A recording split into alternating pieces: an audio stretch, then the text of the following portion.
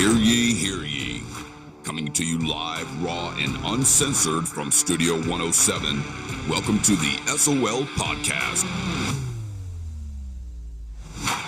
Wake up, America, with your host, Drew Baker, Shake and Bake. We're going to Washington, D.C. to take back the White House! Ah! Matt Dixon, the Iron Man.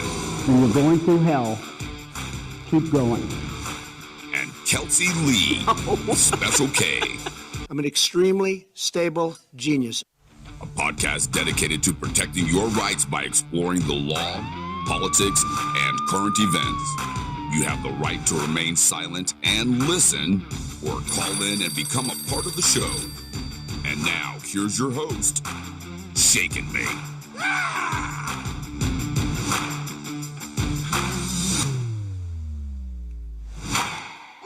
Welcome to the SOL Podcast. I am your host, the Shake and Bake. Back in the studio again with yet another look, a new look. I'm about to go crazy, tried to figure out some OBS/Zoom for our guest today. Unfortunately, it didn't go as well as I had hoped, and there are limited hours in the day when you have another job, so well, here we are, but he's going to call in and join us nonetheless. The title of today's show is Loaded Blanks. Loaded Blanks. We have with us Special K. How are you today, Special K? What's going on? I'm doing good. I'm excited to talk about this one. This is going to be fun. Yeah, I can't count the number of texts I received on this one early on to do this episode, so hopefully you feel vindicated when it's all said and done. You get out what you need to get out about Mr. Baldwin. Yep. And if anybody wants to see a good meme about it, then hit me up, because I think I have every single one of them saved. There's no doubt in my mind. Iron Man, how are you today, sir? I am still recovering from my body surfing crash in Florida from last week. Boy, I wish I had a video of that. It's serious though, because I smashed up my arm pretty good. And it's right underneath the forearm where you lay your arm on a table, on a desk, on a whatever, you name it. And so it seriously affects almost every single thing I do. Well, I can understand that, but that's why at your ripe young age of 42, 44, what is it? I'm 30. Oh, I'm sorry, 30. I identify as 30 today. Maybe you shouldn't be body surfing. Leave that to the little guy. Well, that's true. But look, as to your comment earlier with the new look, the only constant in the SOL podcast is change. It's always changing. That's true. Every day, and we're always progressing. So it's not a bad thing. In fact, I should have brought my fortune cookie. Oh, boy. In. Yeah, what did it say? I can't remember. Something about quality. I don't know. I obviously don't write quality is not cookies. expensive. It's priceless. There you go. Oh. That was it. Yeah. So anyway, well, it sounds like everybody's doing well. Tonight's trick or treat. Be safe out there. Look out for weird candy. I heard a rumor there could be some marijuana edibles floating around, and those are extremely dangerous, I would say, for children. So in all seriousness, I never thought about that, but that's pretty scary. I don't think people are really like giving that away if they have it, though. That seems like an urban legend. I don't think they should be. I don't think people are that generous with their substances. I don't know. There's always that weirdo out there that decides it'd be really funny, but it's not very funny when you have kids. So just check the candy, My parents used to do that too. You get your big pumpkin full of candy. They go through everything as if they knew what to look for. It's amazing. Just candy. It's amazing. Every year, 99 out of 100 pieces of the candy have a problem with it, and I have to sequester it to a private stash. Ah, yes. And that's always a good idea. That happens to be your favorite candies, too, that are always the problem ones. Also called the dad tax. Oh, I like that. The dad tax. You got to teach them about that stuff early. Mm-hmm. Yeah. All right, well, be safe out there in all seriousness. Look out for cars. Some people don't understand the concept of driving at a reasonable speed in a subdivision, especially when kids are walking around. So keep an eye in the back of your head, or maybe two of them. Let's get into the show. Before we do, just as a reminder, you can always find us on all the podcast forums, iTunes, Spotify. You know the list. Feel free to jump on there and catch this episode and any other episode after we get done with the live stream here today on YouTube Live. We're also going to throw in a little disclaimer.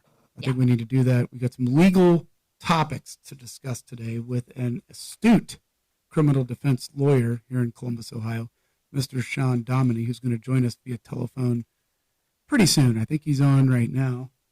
We're going to leave him on for a little bit so we can get some of these intro issues out of the way and then bring him right on. So let's go ahead and get the disclaimer out there, and we will pick up right afterwards. Remember, the views and opinions expressed on this show are meant for informational purposes only and are not to be construed as legal advice. There is no way, in any way, that we are creating an attorney-client relationship.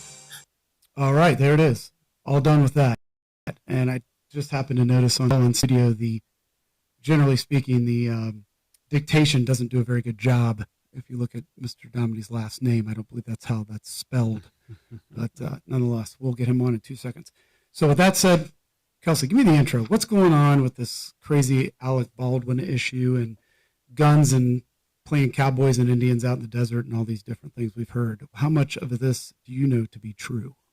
I can't remember when it happened. Was it last week or 2 weeks ago now? But he fired a weapon. It was during rehearsal, so they weren't filming, and he didn't know it was loaded. And Whoops. it actually, there's been some conflicting reports. People thought at first that maybe it was a blank that got fired, but now it's being reported that it was actually live ammunition that was in the gun, and he killed the cinematographer and wounded the director. So Not now everybody's questioning and debating who is anybody going to be charged in this, who should be charged, and then what will they be charged with? Yeah, not good at all. And I thought it was interesting. You mentioned the thing about how the initial media reports were that it was a blank. And for anybody that owns firearms, you're sitting there thinking, now, wait a minute. A blank is a blank. It's gunpowder inside of a casing. There's no projectile that actually leaves the barrel. So my initial thought on it as a longtime gun owner was that can't be the case. But I think the media sometimes gets these gun terms a little confused, and especially things like machine guns. I don't know too many people that have machine guns. There's a license for that, but they'll call things like a semi-auto gun a machine gun. And it's not a machine gun. It's not a fully automatic weapon. Blanks can be deadly at close range, too. So Yeah, I think that's how Bruce Lee's son died. That could be. There was like a blank that got lodged in the barrel on a misfire. What do they call those? Like squid rounds. Yeah. So it's one of those, and they didn't know and check it. So then when they went to shoot the next take and did it again, it forced it out, and that's what killed him. So that's what people were comparing this Alec Baldwin case to at first, but now it's appearing like this was actually live ammunition in this particular gun. Seems like that's going to be a problem. But Yes. I think I know who to talk to about it, who's going to give us a legal analysis of what could be up ahead for Mr. Baldwin, or maybe other people on the set, maybe not Mr. Baldwin, just depending on which criminal defense lawyer Sean Dominy tells us. We're Cool. going to find out. I'm going to bring him on. Are you guys all right with that? I'm ready. Yeah.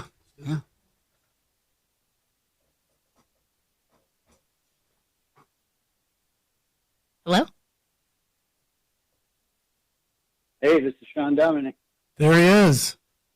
How you doing, Mr. Dominy? I'm good. Yeah, thanks for having me on. Well, thanks for joining us today, and we're sorry we couldn't have you put your nice fancy shirt on and be on Zoom, but we wanted to afford you the opportunity to do this in your pajamas, if you so choose. Well, it's too late. I already shaved and did put on my fancy shirt, but I have heard that I have a face for podcasting. Ironically, when the mask mandate started, every day it seemed like a different person would tell me I looked better with a mask on. I don't know if that was a compliment. No, I get that. I can see that. Can you see that? Yeah. All right. Fair enough. Well, thanks for coming on today, Sean. In all seriousness, this is an interesting topic, and we thought that getting a criminal defense lawyer like yourself on, who has actually written a book about this as well, we'll get into that later, it could shed a little light on what happened and what your thoughts are about what could happen in the future with charges. But maybe to get started, what do you think about having Sean tell us in Ohio, what are the different categories, or how can people be charged in instances that involve death to another by another? Maybe just give us a rundown so you can refresh my recollection from law school for sure. Sure. So, well, I should give my disclaimer that this doesn't create legal advice or create an attorney-client relationship for me either. Well, you're actually under the there are umbrella. 6 You're under the umbrella of our disclaimer. That's why we played it for you today. Oh, good. So yeah, but all fair. That's all fair. So. All right. So we have in Ohio, at least, I don't know about New Mexico, but in Ohio, we have basically 6 different types of murder. The first one is aggravated murder, and that's the one where you hear the term prior calculation and design. So the prosecution has to prove that for aggravated murder, and that's the one also that can be punished by the death penalty or life with or without parole. Obviously, that's not going to be an issue in this case, but that's the most serious one. The next one is murder, and murder in Ohio is purposely causing the death of another person, and that's punishable by 15 years to life in prison. Third, we have voluntary manslaughter, and this one's interesting because to be found guilty of it, a person has to be under the influence of a sudden passion or in a sudden fit of rage, either of which is brought on by provocation, and then they knowingly cause the death of another person. And that one is punishable by up to 11 years in prison. And we still have 3 more to go. Wow. So the next 3 are possibilities in this case. Involuntary manslaughter. So that is causing the death of another person as a result of committing a crime. So if one of those people involved committed a crime, say there's a local statute or ordinance regarding how they handled the gun, they could violate that statute or ordinance and be found guilty of involuntary manslaughter.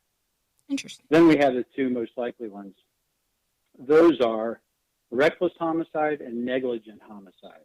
Both of those involve causing the death of another person, and the difference is reckless homicide, the prosecution has to prove the person acted recklessly, and the other one, the prosecution has to prove the person acted negligently.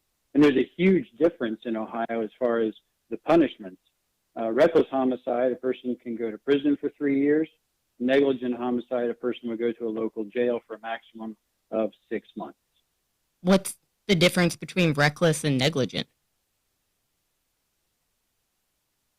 So negligence, and Drew certainly knows a lot about this from the civil side of Ohio law, but as it relates to criminal law in Ohio, a person acts negligently when they have a lapse of due care, and because of that lapse of due care, they fail to either recognize a risk or they fail to avoid a risk that their conduct may cause a certain result. That's negligence.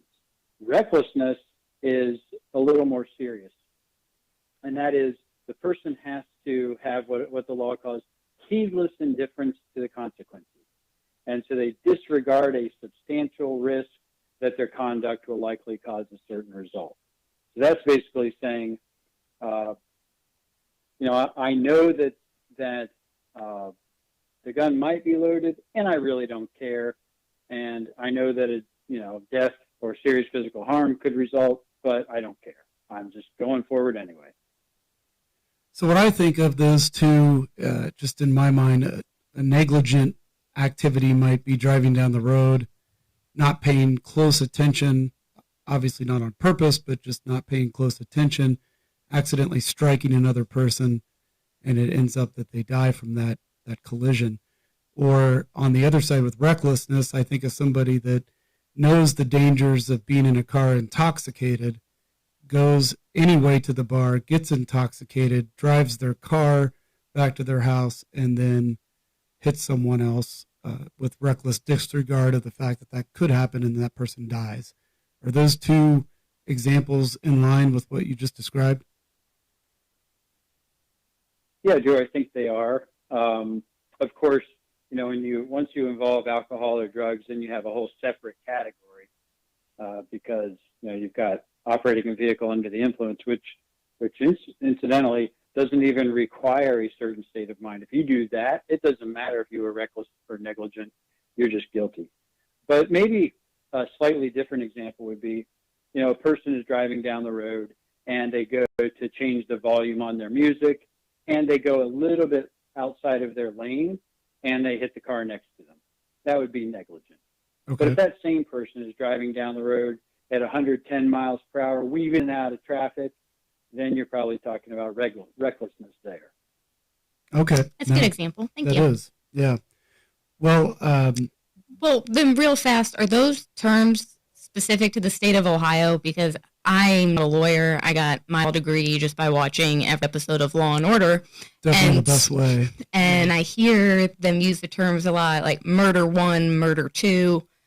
Do we just not use those terms in Ohio and have these different standards that we use? That's exactly right. Okay. Yeah. Every state defines crimes. And so the labels that are given to the crimes, like murder one, murder two, or involuntary manslaughter, those kinds of things are state specific. Cool. All right. Thank you. Yeah, that's great. And I think just to kind of tie in the civil part, there is that concept of negligence in the civil world, which involves some of the same type of language, some of the same type of, accidental type. I didn't mean to do that. I just did it and it happened and it was a complete, what we would generally call an accident.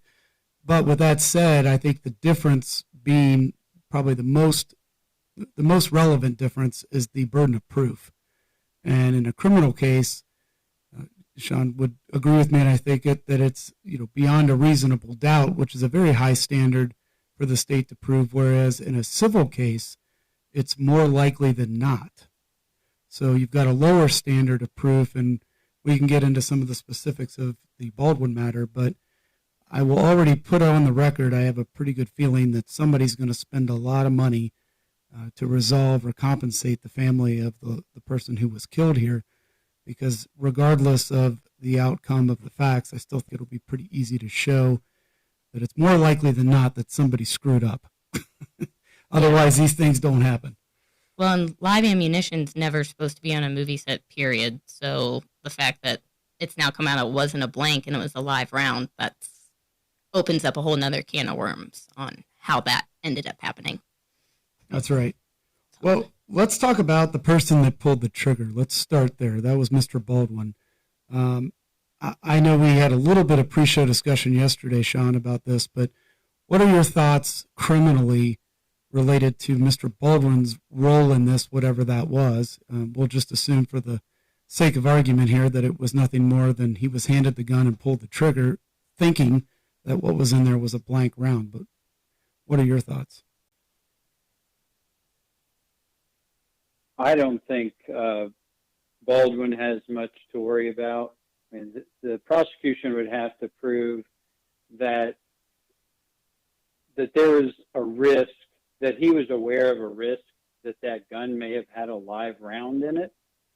And when he has two people on the set who are responsible for checking the weapon, I would imagine from industry standards, it's probably not the lead actor's responsibility to triple check that.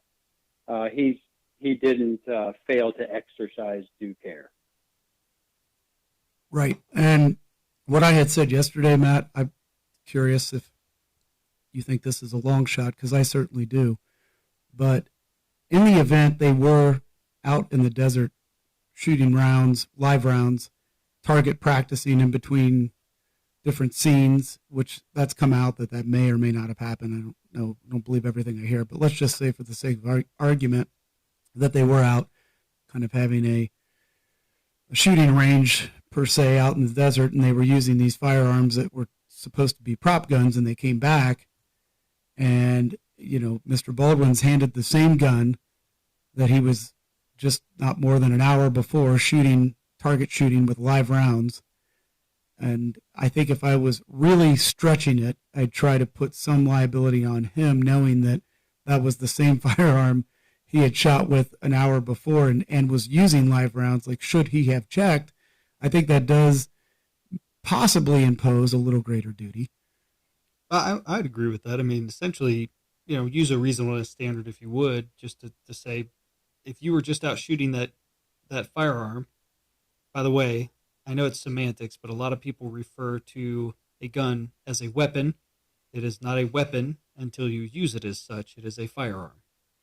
So he was shooting target practice with a firearm, and you see that same firearm on the table on a prop set, and you think to yourself, maybe I should just take a second look at this one before I point it at somebody. I agree. I think as a gun owner, I would have felt that way. I would have felt as if I need to just double check, because I feel that way when I'm not on a movie set very often, obviously, just occasionally when they ask me. But, outside of that, when I'm out target shooting, I check typically a gun I'm going to put in a case 2 or 3 times before I put it in the case, even though I know the last 3 times it was empty. I don't know. There's just something about that. There's a certain standard of care in handling firearms that you're either or you don't know. And maybe, again, I think it's a stretch. Well, and maybe it comes down to what's their standard practice on those movie sets. I mean, do you just give all full faith to your armorer and tell yourself, if it's ended up on that cart, it's gone through all of its safety checks, right? Is that sure your perspective? If you've had, and let's say, people like or dislike Alec Baldwin, but he's been in a ton of movies on a ton of sets, and a lot of them have included firearms. Yeah. Okay. Yeah. So he's got a lot of experience in these scenarios, and based on that experience, perhaps he just fully relies on that person doing their job.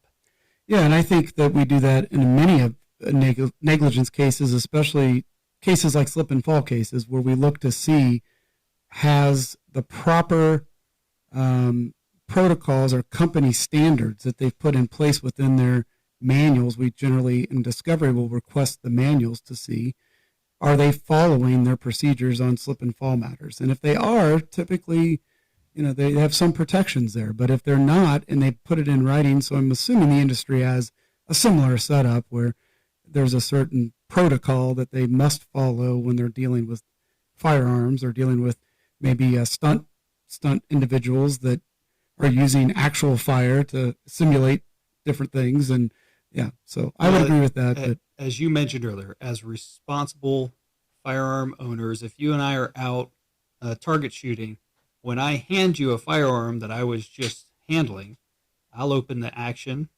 check to make sure a round is not chambered.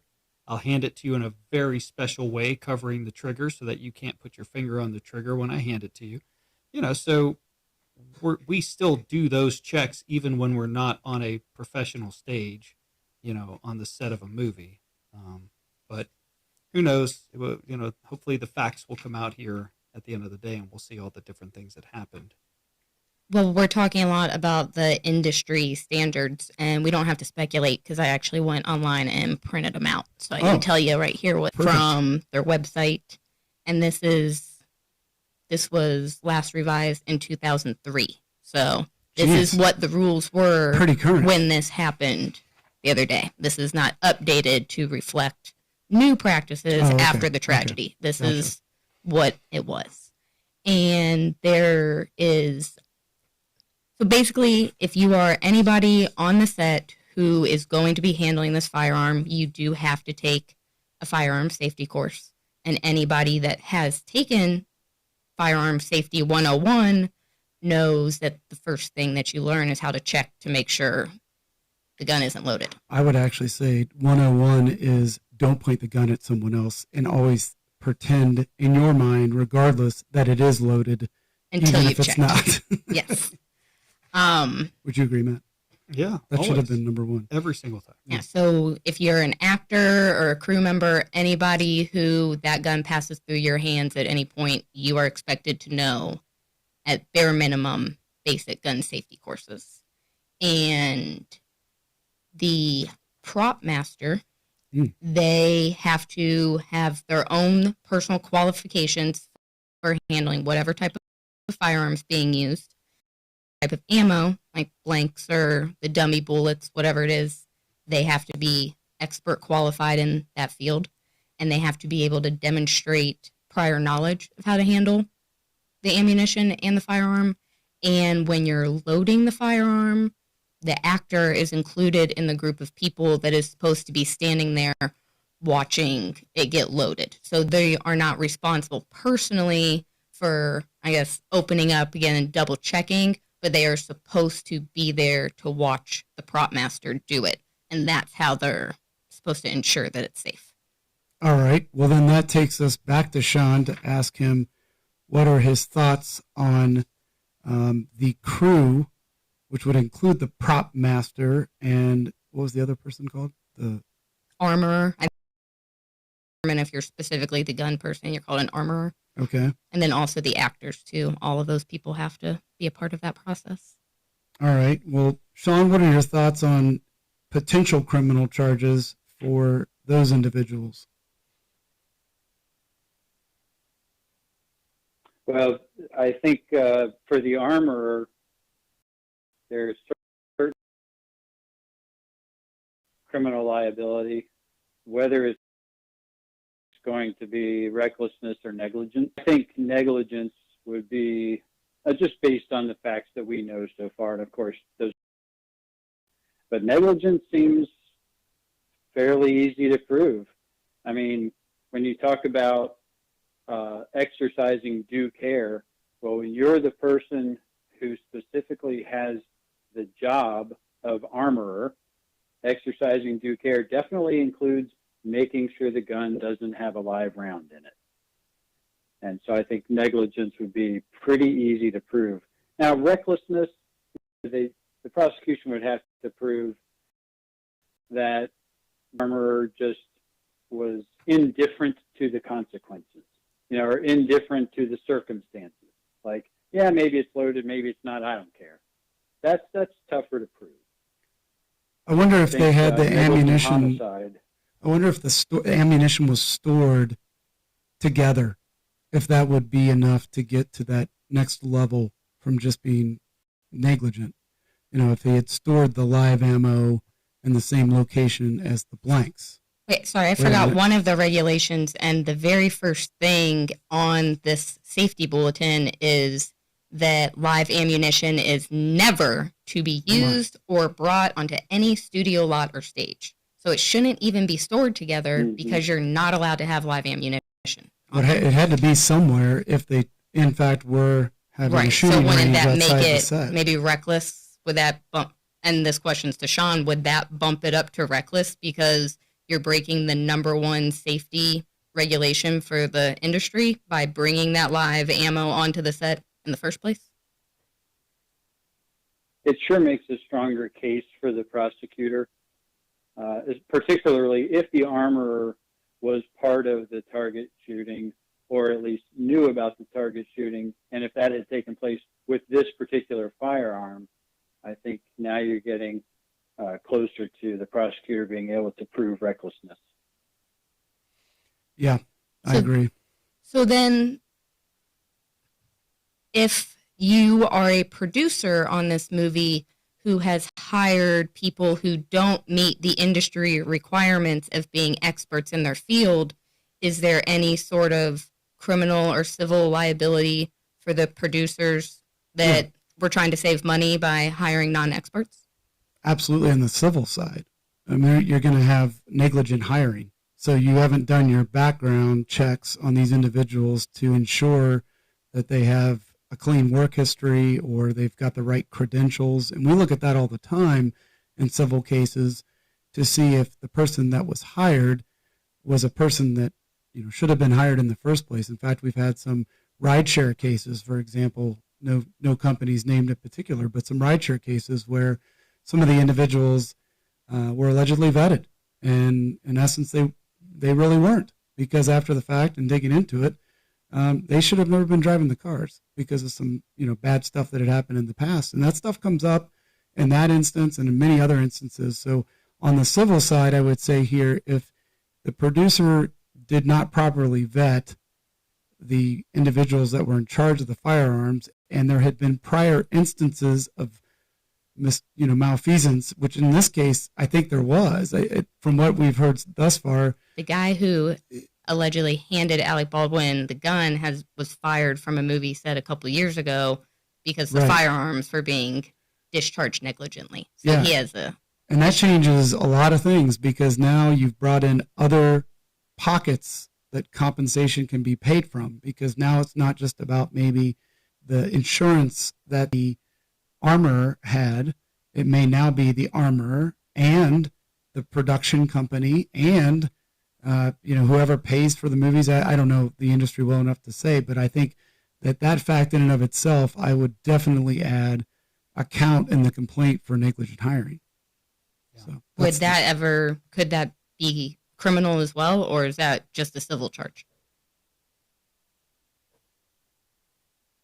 Well, that would be up to the prosecuting attorney in that county. It's very, very rare that a prosecutor would file that kind of charge against an employer. And I think it would be difficult for them to prove not so much the negligence part, because the negligent hiring may in fact be true, but negligent homicide, they have to prove not only that it was negligent, but they caused the death of another person by means of a deadly weapon. Well, certainly, nobody in the company that was doing the hiring used a deadly weapon, although they could use the theory of complicity, that they were complicit in this offense. They could certainly attempt to do that. I think that would take a very ambitious prosecutor to file that kind of charge. So when you're looking at charging this from a criminal standpoint, is it irrelevant that Alec Baldwin just so happens to be the person that pulled the trigger and happens to be a producer on the movie? Or because he operates in both capacities, does that put him on the hook extra? Ooh, that's a good question. Thank you. I can't believe you don't have the law degree, but Law and Order will, You can get most of what you need off of that. asking questions like that. Yeah, that Sure. and what was the other You one? can take the bar in California. Right, No, right. thank you. Or you could do the one with William Shatner, Boston Legal. That's right. where I learned. That's where I got my I learned degree. everything there. Yeah. Cigars and scotch on the patio after work was all Yeah. you needed to do to be a good attorney. With Shatner and James, and yeah, that's good stuff.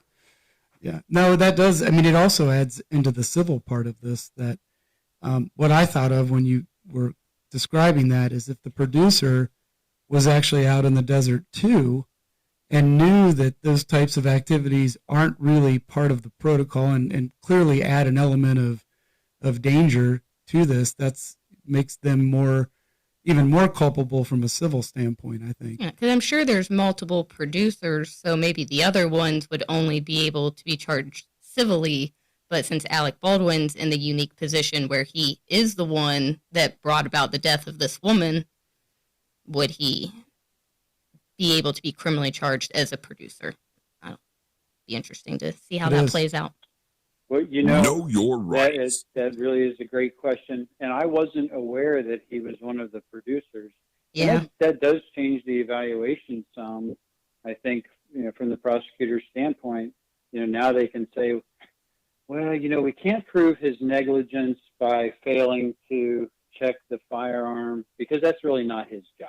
Right. He's got two other people that are responsible for that, but he was negligent for hiring this armorer who has a history of not doing her job properly.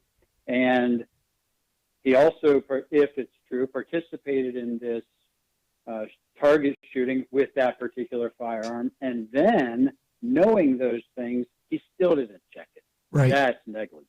That would be the prosecutor's argument. Yeah. And just to cover our butts, though, I don't know for sure that Alec Baldwin was part of the crew that allegedly went out. Like, he could have been, but it could have also just been crew members who were doing it. I haven't specifically heard that Alec Baldwin was out there. We also don't know that the gun that was ultimately used in the killing was a gun that was used in the, I keep saying cowboys and Indians. That's all I can think of out in that desert is like those guys going out with revolvers and, shooting around, pew, pew, pew, pew, and it's kind of like, I just think that, it's something that is such a risky thing to do under those types of circumstances. And I know we had this to discuss too, but obviously there had been some things leading up to this event that already concerned people on the set, working too many hours. You've got people that are tired, people that are pissed, people that are just not in the right state of mind. And now you're taking live rounds out into the desert, coming back and potentially mixing those with blank round. I mean, it sounds to me as a civil lawyer sitting back, just a total train wreck. I mean, whatever was going on this set, there was very, very little attention to detail and safety and the protocols that I think are typically followed in some of these high action, extremely gun high movies. risk environment. Absolutely. Yeah. So what happened with that? Some of the people left. Did they not? Yes, it's not technically a strike, but I don't know if it was earlier in the week or earlier that day. A lot of the expert crew members walked off the set. So that's why they were using a lot of these untrained non-experts to do this stuff, because they were in a pinch and trying to save money. You know what? It's kind of, to me, like macaroni. There are certain things I will not go cheap on, and I am not going to buy the Dollar General mac and cheese. I'm going Kraft. And when it's something serious like macaroni, you don't mess around. You get the Kraft. Yeah, get the Velveeta shells and cheese. You don't buy the generic. You'd rather eat plastic than cheese? Yeah. Hey, you're going to mess my analogy. I like the shells. Oh, sorry. You mess my analogy. My analogy is, it's like, it's an important thing, macaroni, to me. These are guns. You don't go cheap and you can find the fill-in, so to speak, to handle your firearms and the ammo and make sure that you're following proper safety protocol that could kill someone when you're not. So that's all kinds of problems here. Probably one of your highest risk employees, right? Like you don't want to go cheap on that one. Yeah. There's certain things in life you don't go cheap on. Doctors, you don't want to get the best deal on a doctor if you're having a major health issue. When you're dealing with guns, I think you get the safest and the one with the best record of safety. Yeah. But a lot of arguments to be made. I wish I could get the civil case because I think it would be a very interesting case. I like cases that you learn a lot about different industries. This would be one that I would find interesting. Yep, for sure. I had a thought today. I was reading a lot of articles about this to prepare, and allegedly this guy handed Alec Baldwin the gun and says, cold gun. Cold gun. And they say that term means this gun doesn't have any live rounds in it. Or that it just came out of the fridge. I'm not sure. Either one. One of the What the hell? But that's why people are saying that it's not Alec Baldwin's responsibility to be able to check and know if that's loaded with blanks or live ammunition. He's not an expert. He doesn't know the difference. But what I didn't understand was if you're never supposed to have live ammo on a set, why would that be what cold gun means? I would think cold gun would mean this gun is not loaded with anything. That's a good point. That's what I would have thought. But I never saw any articles that said that. That just didn't. Yeah, you should never have live ammo. So why would you have to say cold gun to let everybody know there's no live ammo?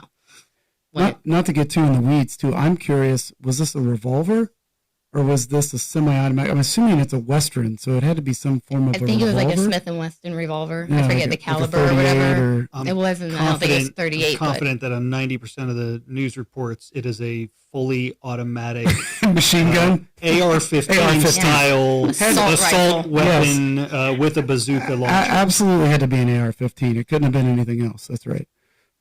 No, but in all seriousness, the reason I asked that is on a revolver, certain revolvers, depending on if you can see on the sides of the gun, you can actually sometimes tell what's in there and what's not, and whether, I don't see a lot of blanks. I was going to say, whether you knew it was a blank versus a live round would be difficult to tell, I'm sure, for most people. Right. Yeah, but you should never on a movie set have to make that distinction because there should never be a live round. It should be blanks or nothing. I think it's just all part of that process where you're confirming for the person you're handing it to. Yeah. It's like they tell me you should never hand a firearm to somebody with a round chambered. Yet I always check and tell somebody while I'm handing it to them, there's no round in the chamber. Right. Well, but shouldn't there never be one? Yeah. Yeah, but then I'm just wondering what's the term that they say if they're handing them a totally empty gun. Hot gun. Yeah. I guess it's hot if it's empty. Yeah.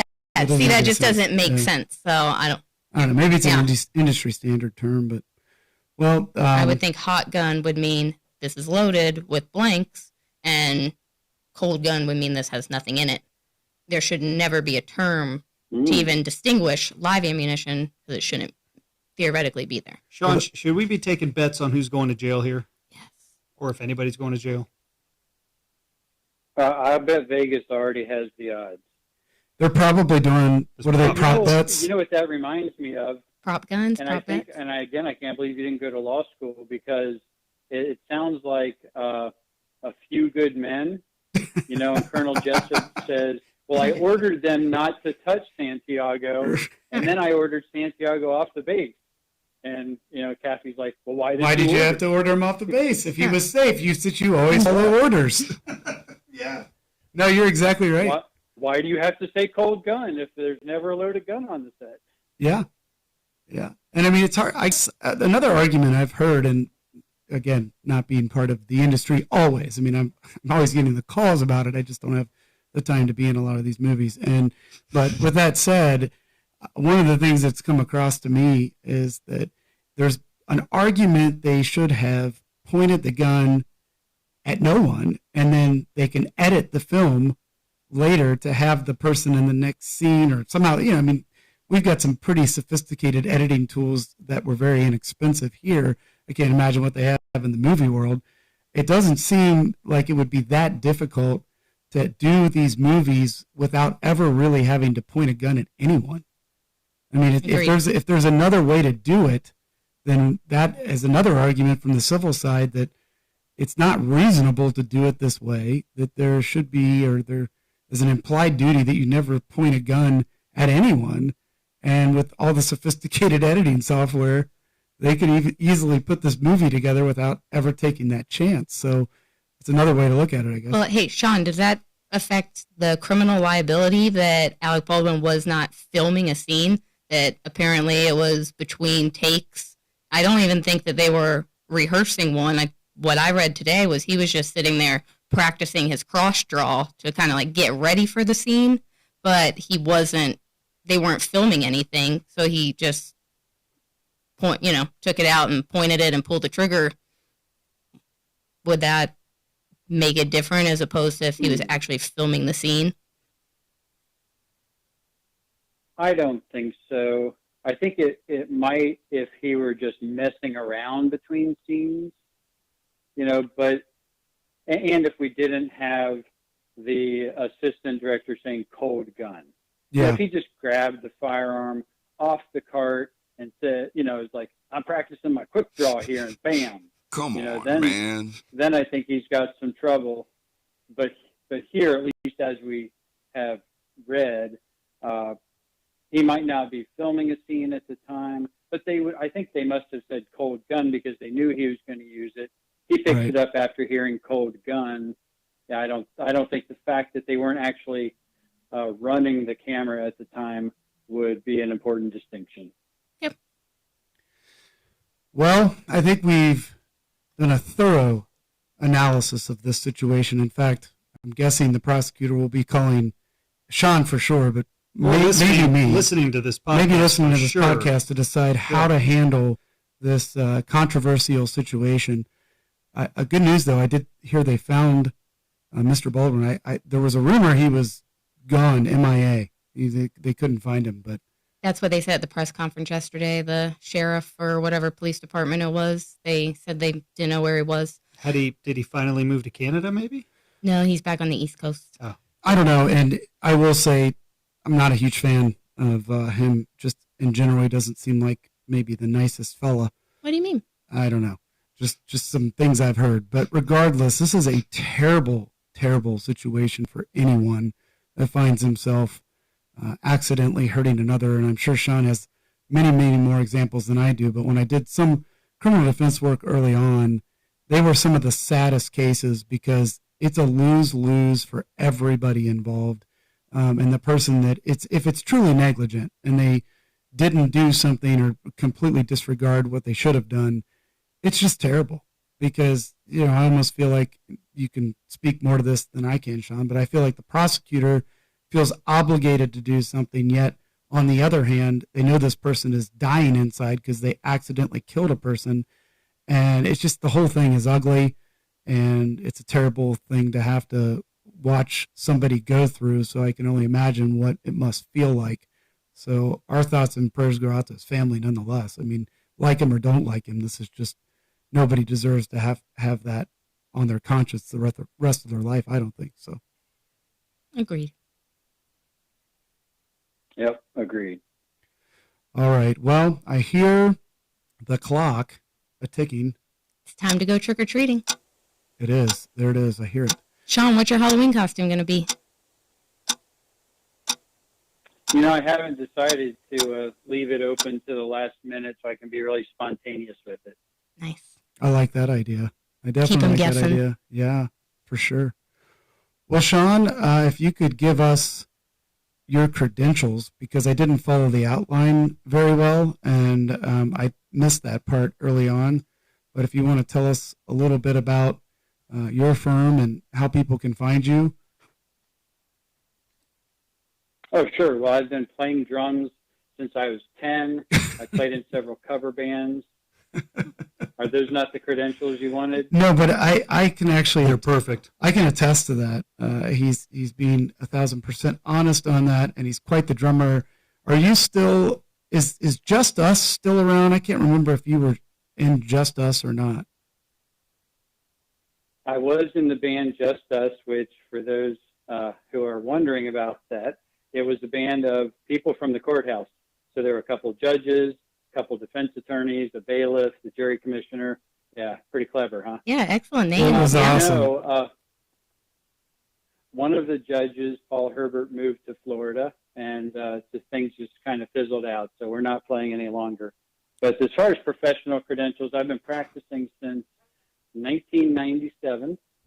Yes, I'm 50 years old, and I've always practiced criminal defense. I've done plenty of murders and rapes and robberies and such, but now the focus of my practice is defending clients for serious vehicular crimes like vehicular homicide, vehicular assault, and DUI. And you wrote a book about that, did you not, just recently?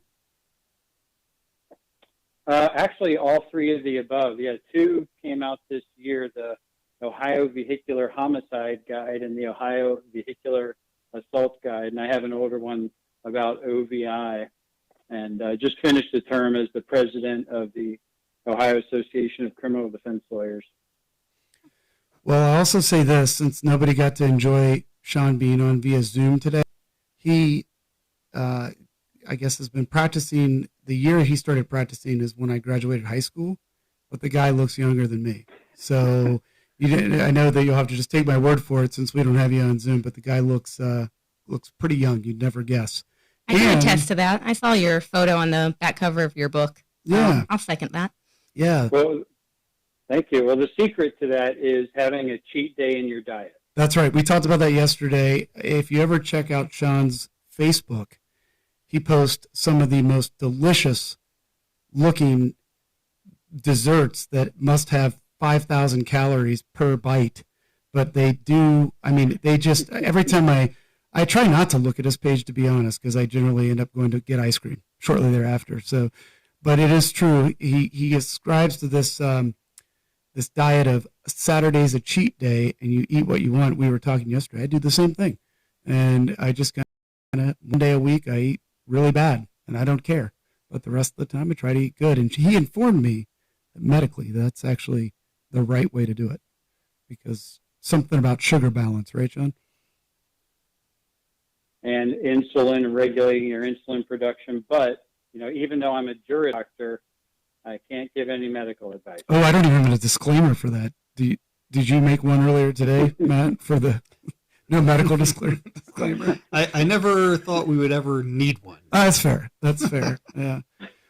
Well, it's been great having you on, Sean. Thanks for coming on. I think this will shed a lot of light for folks that get confused or don't understand the terms and these different levels of the crime, really. We hear that a lot. And when we were talking about the show, I said, I know the guy that can explain that and take care of clients and give us a little instruction and schooling on that issue. So thanks again for coming on. Yeah, thanks for being available on short notice, too. We wanted to make sure we talked about this while it was still in the news. Yeah, thanks for doing that quickly so that Kelsey would stop bothering me about it. And if Kelsey would have gone to law school, she would have been the one that was constantly raising her hand, and everybody was like, oh my God, not again. I say that with love. It's true. So that's with love, but it's true. I know. Yeah, and I hate those people, so. Yeah, well, sometimes you just got to look in the mirror. But, and if you want to jam sometime, Sean, just give me a call.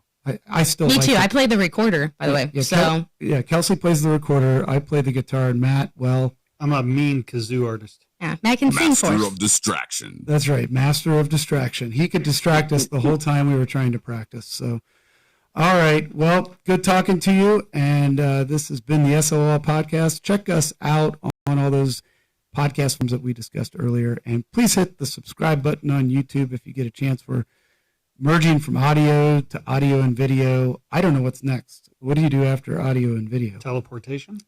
Took my answer. Oh, Yeah, all the right. hologram. As long as we don't do any movie sets with live rounds, I'm good. We just don't want to get to that point. That's too dangerous. So this is the SOL podcast On the signing phones, off. Kristen Camacho. I have no idea why that happened. I hit the wrong button. Going for the outro, but somebody else is on the phone according to that guy. Until next time, we're out of here.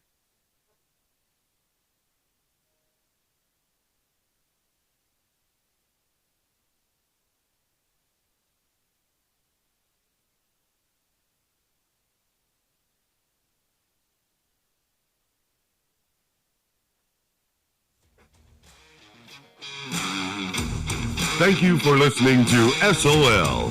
Join us next time on Facebook Live, YouTube Live, and iTunes. For additional information or questions related to your legal matter, contact the Baker Law Group at 614-228-1882. That's 614-228-1882. Be safe, know your rights, and follow the law. This podcast is adjourned.